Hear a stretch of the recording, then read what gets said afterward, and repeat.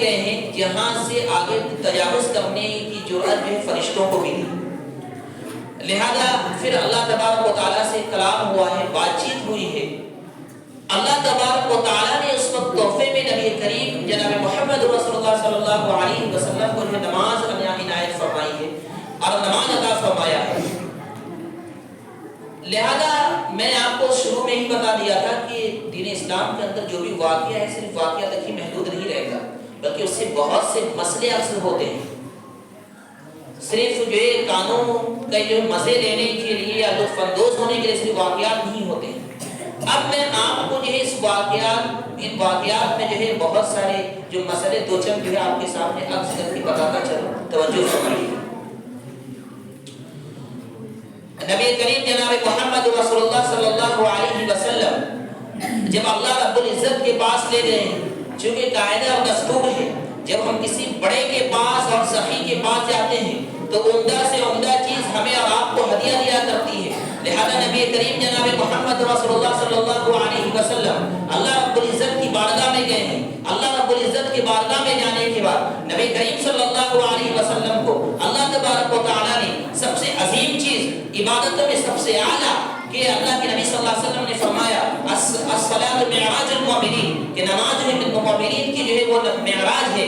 لہذا اللہ تبارک و تعالیٰ نے نبی کریم صلی اللہ علیہ وسلم کو 50 وقت کی نمازیں جو ہے دی ہیں کہ آپ کی امت پر 50 وقت کی نمازیں فرض ہیں۔ واپسی میں پھر جب آتے ہیں موسیٰ علیہ السلام سے راستے میں ملاقات ہوتی ہے۔ موسیٰ علیہ السلام سے راستے میں ملاقات ہونے کے بعد موسیٰ علیہ السلام اللہ کے نبی صلی اللہ علیہ وسلم سے فرماتے ہیں کہ آپ کی امت اس کی طاقت نہیں رکھ سکے گی کیونکہ آپ کی امت تو بڑی کمزور ہے۔ ہماری امت کے اوپر اس سے بھی ہلکی چیز جو ہے نافذ کی گئی تھی، اس سے بھی ہلکا حکم دیا گیا تھا، لہذا اس نے اس حکم کو بجا نہیں لایا۔ لہذا آپ اللہ کے پاس واپس جائیں اور اللہ سے یہ درخواست کریں کہ یا اللہ آپ جو اس میں کچھ تخفیف کر دیں۔ اللہ کے نبی صلی اللہ علیہ وسلم گئے ہیں، اللہ تبارک و تعالیٰ نے 10 نمازیں جو معاف کی ہے، 10 نمازوں کی تخفیف کی ہے، پھر آتے ہیں واپس۔ اس طریقے سلسلہ چلتا رہتا ہے، 5 نمازوں پر آگے یہ سلسلہ رک جاتا ہے، اللہ کے نبی پھر واپس آتے ہیں، پھر آخر میں موسیٰ علیہ السلام سے ملاقات ہوتی ہے۔ موسیٰ علیہ السلام سے ملاقات کے بعد اللہ کے نبی صلی اللہ علیہ وسلم کو پھر کہتے ہیں کہ اس کی بھی آپ کی امت جو طاقت نہیں رکھ سکے گی،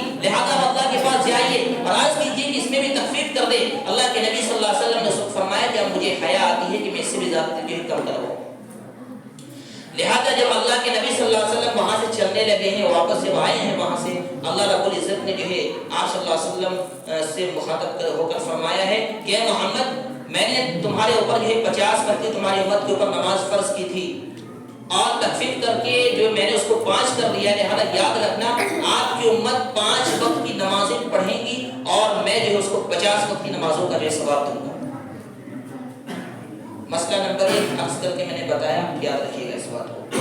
دوسرا مسئلہ میں عرض کرنے چلا ہوں، نبی کریم جناب محمد رسول اللہ صلی اللہ علیہ وسلم کو جب مسجد حرام سے مسجد اقصی تک کا جب سفر ہوا ہے، مسجد حرام سے مسجد اقصی تک گئے ہیں، تمام انبیاء کرام رضوان اللہ تعالی علیہم اجمعین پہلے سے وہاں موجود ہیں، مسجد اقصی کے اندر وہ موجود ہیں۔ نبی کریم صلی اللہ علیہ وسلم بعد میں پہنچے ہیں۔ نبی کریم صلی اللہ علیہ وسلم کو حضرت جبرائیل علیہ السلام نے اشارہ کیا ہے، اشارے کے بعد نبی کریم جناب محمد رسول اللہ صلی اللہ علیہ وسلم مصلی پر آگے بڑھے، انہوں نے نماز پڑھایا ہے۔ پتہ یہ چلا کہ مقتدی پہلے آتا ہے، امام بعد میں آتا ہے۔ مسئلہ اکثر میں چلا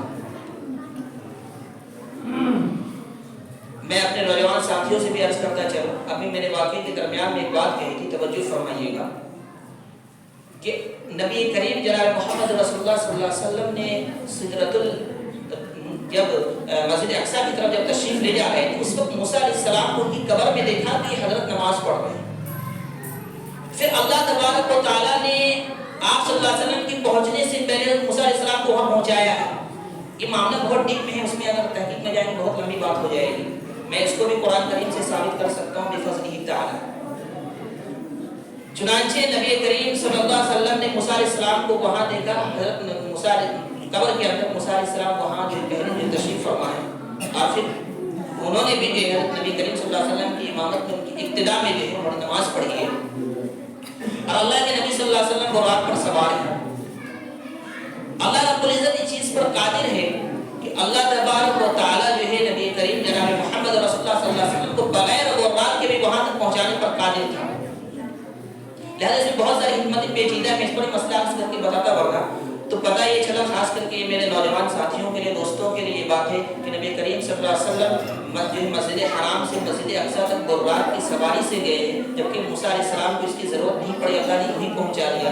تو یاد رکھیے بولے مسجد کبھی بائک سے آ جاتے ہیں پھر اس میں اشکال نہیں ہونا چاہیے بائک سے آ.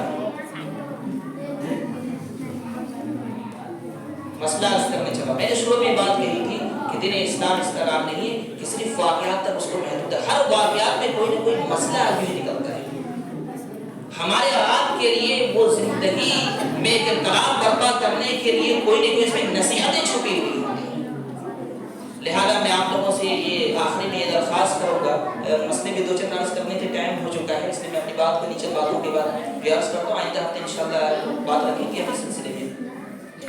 وہ یہ کہ آپ حضرات بھی نمازوں کی پابندی کیجیے, نمازوں کا اہتمام کیجیے. کسی کا جب انتقال ہو جاتا ہے الحمدللہ ہماری مسجدیں بھری ہوئی ہوتی ہیں, نہ جانے اس وقت ہی صرف ہمیں اور آپ کو موت یاد آتی ہے. کچھ دن گزرتے ہیں کہ مسجدیں بالکل ویران پڑی ہوتی ہے, خالی پڑی ہوئی ہوتی ہیں. لہذا نمازوں کا اہتمام کیجیے.